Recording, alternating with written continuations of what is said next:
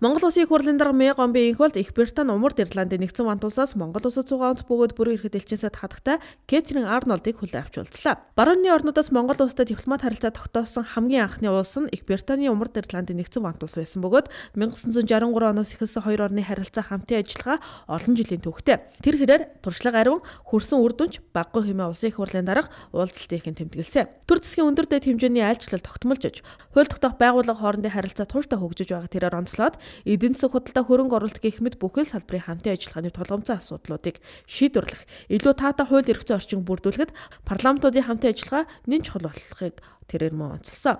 Монгол улс Их Британи Умард Ирландын нэгдсэн вант улсын хооронд боловсрол батлан хамгаалах уулуурхай эрчим хүч мэдээлэл холбооны салбарт өрнөж байгаа хамтын ажиллагааны үр дүнг баттгаж илүү өргөн хүрээнд харилцаа ашигтай хамтын ажиллагаа хөгжүүлэхийг манай улс эрмэлзэж байгаа гэж улсын их хурлын даргын холд онцолсон. Хатагтай элчин сайд Кэтрин Арнолдын боловсролын салбарт хөгжүүлж байгаа сургалтын хөтөлбөрийн хамрах хүрээг өргөдгөх, тухайлбал төрийн албан хаагчдын англи хэлний мэдлэгийг дээшлүүлэх, давтан сургах чиглэлд өргөжүүлэх боломжтой.